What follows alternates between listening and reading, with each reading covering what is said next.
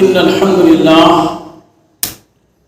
نحمده ونستعينه ونستغفره ونؤمن به ونتوكل عليه ونعوذ بالله من شرور أنفسنا ومن سيئات أعمالنا من يهده الله فلا مضل له ومن يضلل فلا هادي له ونشهد أن لا إله إلا الله وحده لا شريك له ونشهد أن محمدا عبده ورسوله.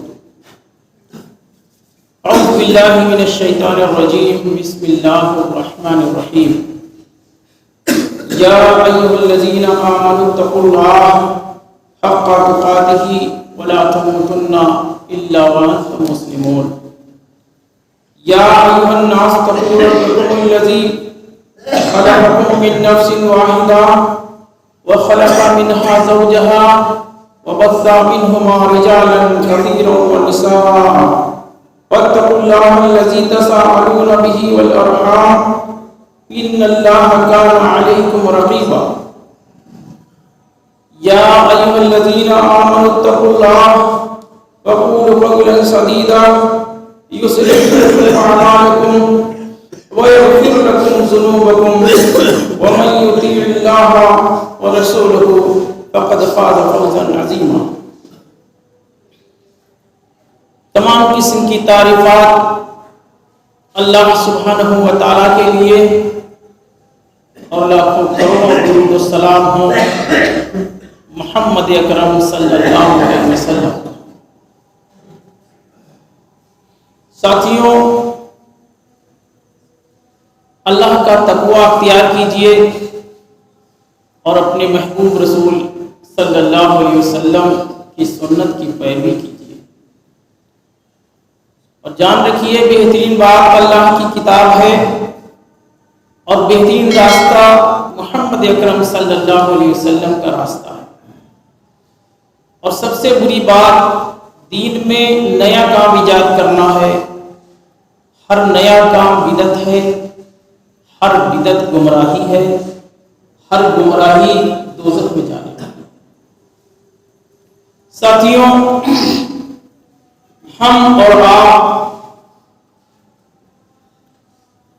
اس دنیا میں کتنی غفلت بھری زندگی گزار رہے ہیں. ہمیں یہ فکر ہی نہیں ہے کہ ہمیں ایک روز مرنا ہے اور اپنے رب کے سامنے حاضر ہونا. ہمیں کوئی فکر نہیں. فکر آخرت کے تعلق سے کچھ باتیں ہم آپ کے سامنے رکھنا چاہتے ہیں. بات سمجھانے کے لیے یوں سمجھیے کہ آپ کا ایک بیٹا ہے اور آپ اس کو پڑھا رہے ہیں. اس کی 1 سال کی فیس آپ نے جمع کی ہے، الگ سے اس کا ٹیوشن لگایا ہوا ہے، اس کے ڈریس پر بھی پیسے لگائے ہیں، اس کے جوتوں پر بھی پیسے لگائے ہیں، اس کے پاکٹ خرچ بھی آپ دے رہے ہیں. آپ مزدوری کر کے محنت کر کے اتنا پیسہ اس بچے پر خرچ کر رہے ہیں اور اس بچے کا ہائی اسکول کا پیپر ہے، 4 دن رہ گئے ہیں امتحان کے، اور ایک باپ اپنے بیٹے کو دیکھتا ہے کہ وہ میدان میں میچ کھیل رہا ہے، وہاں سے فرصت ملی ہے تو کہیں کیرم کھیل رہا ہے، وہاں سے فرصت لیتا ہے تو کہیں لوڈو کھیل رہا ہے، کہیں دوستوں میں گپ شپ کر رہا ہے، کہیں ٹی وی میں لگا ہوا ہے، کہیں موبائل میں لگا ہوا ہے. ایک باپ اپنے بیٹے کو بلاتا ہے اور کہتا ہے، بیٹا دیکھو 4 دن رہ گئے ہیں امتحان کے، ہم نے کتنی محنت اور مشقت کر کے تمہیں پڑھایا ہے اور تمہیں کوئی فکر ہی نہیں ہے کہ 4 دن رہ گئے ہیں امتحان کے اور تم اس طرح سے بے فکر، اس طرح سے غفلت کیسے کیا کرو گے؟ کوئی تیاری ہے؟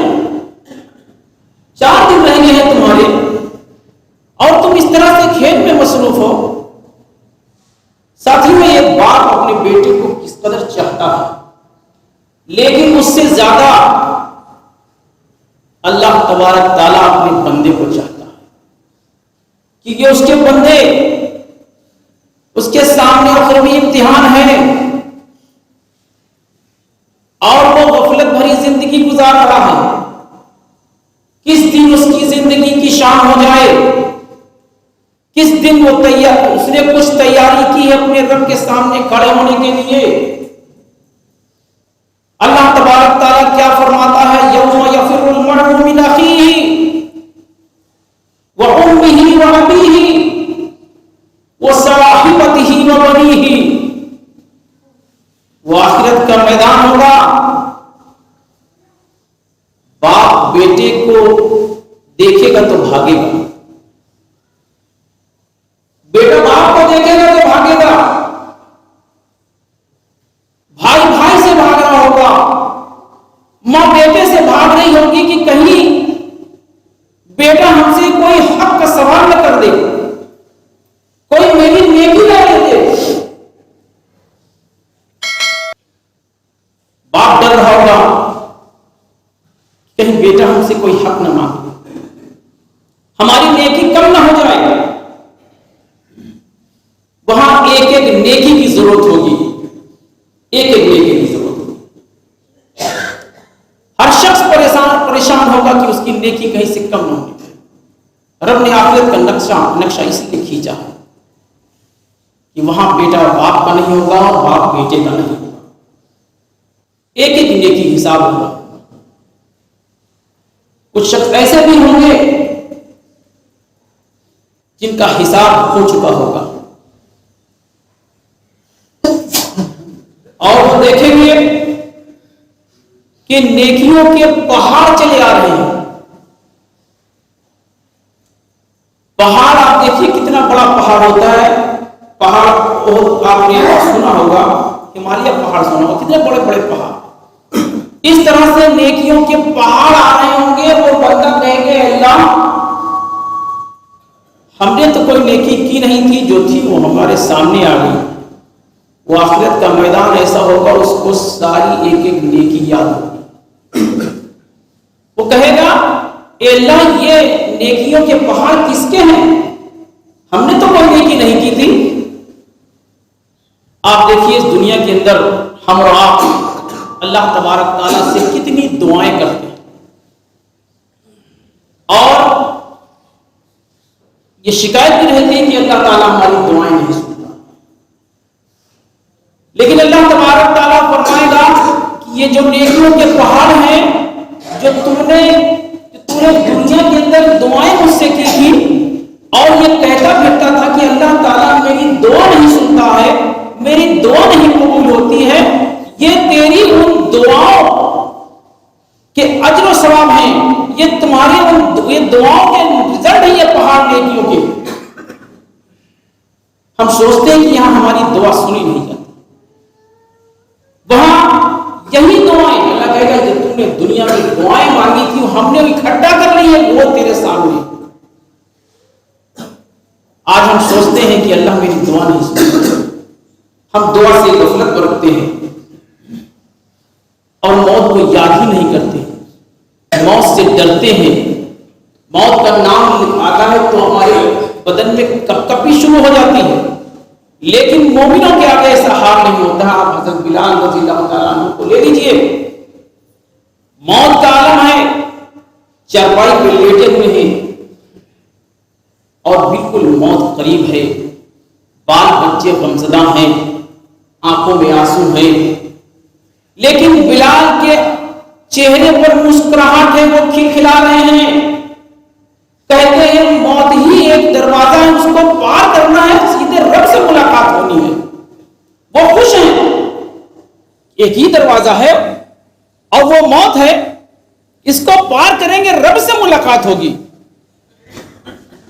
تو اس طرح کی کیفیت ہمارے اندر پیدا ہونی چاہیے، موت کو یاد کر کے کہ موت، آج ہم موت سے بھاگ رہے ہیں، موت سے ڈر رہے ہیں، لیکن مومنوں کا یہ عالم ہوتا ہے کہ موت کی کیفیت کو یاد کر کے خوش ہوتے ہیں کہ اب آج ہمیں اپنے رب سے ملنا ہے، اپنے رب کے پاس جانا ہے اور موت کو یاد کرنا۔ آپ دیکھیے ہم اور آپ ہاتھ پھیلاتے ہیں اپنے رب کے آگے، ساری مخلوق اللہ تبارک تعالیٰ کے آگے ہاتھ پھیلاتی ہے، دعائیں مانگتی ہے، لیکن اللہ تبارک تعالیٰ، حدیث کے الفاظ ہیں کہ ان اللہ یبسط یداہ باللیل، کہ اللہ تبارک تعالیٰ رات آتی ہے تو بندے کے آگے ہاتھ پھیلاتا ہے کہ ہے کوئی مانگنے والا، ہے کسی کی کوئی خواہش تو پوری کی جائے، کوئی مغفرت چاہتا ہے اس کی مغفرت کر دی جائے۔ اللہ تبارک تعالیٰ اپنے بندوں کے آگے ہاتھ پھیلا کے کہتا ہے کوئی مانگنے والا۔ آپ دیکھیے کہ اس دنیا میں بہت سے پیسے والے ہیں، بہت سے دولت مند ہیں، اگر کوئی شخص بڑے سے بڑے پیسے والے کا دروازہ کھٹکائے تو وہ اس کو آ کر کچھ دے دے گا، دوبارہ دروازہ کھٹکھٹائے تو تھوڑا کم دے گا، تیسرا دروازہ کھٹکھٹائے تو اور کم دے گا، چوتھی بار کھٹکھٹائے تو شاید نہ دے اور ناراض بھی ہو جائے کہ ہمارا ہی گھر ملا ہے تم کو۔ لیکن اللہ تبارک تعالیٰ کو دیکھیے، اگر اس کا بندہ کوئی اس کا دروازہ کھٹکھٹاتا ہے تو اللہ تبارک تعالیٰ پہلی بار میں کم دیتا ہے، دوسری بار کھٹکھٹاؤ گے تو اور زیادہ دے گا، تیسری بار کھٹکھٹاؤ گے اور زیادہ دے گا، جیسے جیسے آرزو بڑھتی جائے گی ویسے ویسے رب کی عطا بڑھتی جائے گی۔ یہ اللہ تبارک تعالیٰ ہے۔ ساتھیوں، ہاتھ پھیلائیے اپنے رب کے سامنے، پھر دیکھیے اللہ تعالیٰ کس طرح ہم کو اور آپ کو نوازتا ہے۔ رب کو جوش دلائیے دعاؤں کے اندر، جس طرح سے ایک کولڈ ڈرنک کی بوتل آپ لیجئے اور اس کے اندر 2 بوند نیمبو کے رس ڈالیے تو دیکھیے بوتل کس طرح سے جوش مارتی ہے، اوپر سے باہر نکال کے پھینکتی ہے۔ جوش دلائیے، کس طرح جوش؟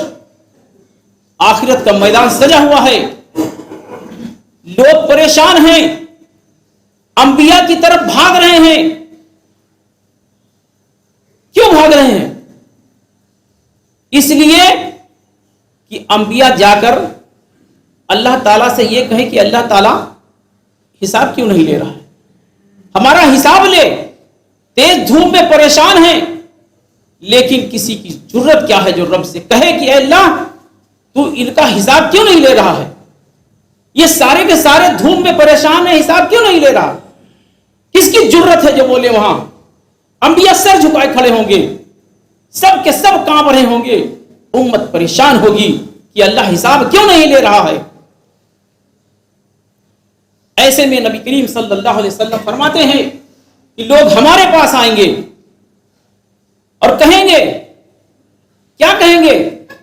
وہ یہ نہیں کہیں گے کہ اللہ سے کہو ہمیں جنت میں ڈال دے، وہ یہ نہیں کہیں گے ہم کو جہنم سے بچا لے، صرف یہ کہیں گے اے اللہ کے رسول اب اللہ سے کہیے حساب لے، حساب تو شروع کریں۔ رسول رحمت صلی اللہ علیہ وسلم فرماتے ہیں کہ پھر میں اپنا سر سجدے میں رکھوں۔ رسول اللہ صلی اللہ علیہ وسلم جو امام الانبیاء ہیں، انسانوں میں سب سے افضل، لیکن آپ اللہ تبارک تعالیٰ سے یہ نہیں کہیں گے کہ اللہ حساب لے ان لوگ کا۔ یہ کچھ بولنے کے بجائے رسول اللہ صلی اللہ علیہ وسلم فرماتے ہیں کہ میں اپنا سر سجدے میں رکھوں گا، اور اللہ تبارک تعالیٰ اس دن ہمیں کچھ دعائیں سکھائے گا جو ہمیں یہاں نہیں معلوم ہے کہ کیا کچھ رب سے کہنا۔ وہ سجدے میں رب سے دعا کریں گے، وہ دعا جو اللہ تعالیٰ ان کو اسی وقت سکھائے گا۔ وہ دعائیں کرتے جائیں گے، کرتے جائیں گے، کرتے جائیں گے، ان دعاؤں کی اثر سے اللہ تبارک تعالیٰ کا غیظ و غضب کا سمندر، اس کا تلاتم ٹھنڈا ہو جائے گا، اس طرح جوش دلائیے اپنے رب دعاؤں کے ذریعے، اللہ کا غصہ ٹھنڈا ہو جائے گا اور اللہ فرمائے گا اے میرے حبیب اٹھائیے سر کو، آپ اپنی جھولی تو پھیلائیے، کیا مانگنا چاہتے ہیں، کیا کہنا چاہتے ہیں، مانگیے جو مانگنا ہے۔ تو اس طرح ہم اور آپ اپنے دعاؤں کے ذریعے اپنے رب کو جوش دلائیے، پھر دیکھیے اللہ تبارک تعالیٰ سنتا ہے کہ نہیں سنتا۔ آپ اٹھیے، ساری دنیا سو رہی ہو، رات کے وقت اٹھیں، اچھے سے وضو کریں اور نماز کے لیے کھڑے ہو جائیں، اور اس کے بعد اللہ تبارک تعالیٰ کے آگے گڑ گڑائیں، روئیں، مغفرت کی دعائیں کریں۔ آپ کو کسی چیز کی ضرورت ہے، آپ کے بچوں کی شادی نہیں ہو رہی، آپ رب کے سامنے رکھیے۔ آپ کا کاروبار نہیں چل رہا، آپ اللہ سے کہیے۔ آپ کو کوئی تکلیف ہو، کوئی بیماری ہے، آپ اللہ سے کہیے، پھر دیکھیے اللہ تعالیٰ سنتا کہ نہیں سنتا۔ آپ اللہ کے آگے آئیے تو، اللہ کے آگے آ کر ہاتھ پھیلائیے تو صحیح، دیکھیے پھر اللہ تعالیٰ سنتا ہے کہ نہیں سنتا ہے۔ ہم اور آپ اس طرح غفلت میں ہیں، ہم اس طرح سے اپنے ایسے کاروباروں میں ڈوبے ہوئے ہیں، ایسی فضول اور فحش چیزوں میں ڈوبے ہوئے ہیں کہ اللہ تعالیٰ کو پہچانتے ہی نہیں، اللہ تعالیٰ کی قدر ہی نہیں کرتے ہیں۔ آج دنیا کے اندر دیکھیے کیا کچھ ہو رہا، کس طرح سے ذلت ہمارے اوپر چھائی ہوئی ہے، اور یہ سب نتیجہ ہے اللہ تبارک تعالیٰ سے دوری اور اس کے حکم کی ناقدری اور نافرمانی کی بدولت آج ہم پر ذلت چھائی ہوئی ہے اور اللہ کا غضب ہم پر مسلط ہوا ہے۔ اٹھیے، اپنے گناہوں کی معافی مانگیے اور پھر اپنی ضرورتوں کو اللہ کے سامنے رکھیے۔ ایک واقعہ ہم آپ کے سامنے بیان کر چکے ہیں، کس طرح دعائیں قبول ہوتی ہیں۔ امام احمد بن حنبل رحم اللہ کسی بستی میں گئے اور جس کام کے لیے گئے وہ کام ان کا نہیں ہوا۔ وہ جا کر ایک مسجد میں سوچا کہ تھوڑا آرام کر لوں، نماز پڑھ لوں۔ دروازے پہ پہنچتے ہیں تو مسجد کا دروازہ بند ہے، آپ دروازے پہ بیٹھ جاتے ہیں۔ ایک شخص ادھر سے گزرتا ہے، اس نے دیکھا کہ یہ شخص تو ہمارے محلے میں کوئی نیا ہے، کوئی مسافر ہے۔ پوچھا آپ مسافر ہیں؟ فرمایا ہاں میں مسافر۔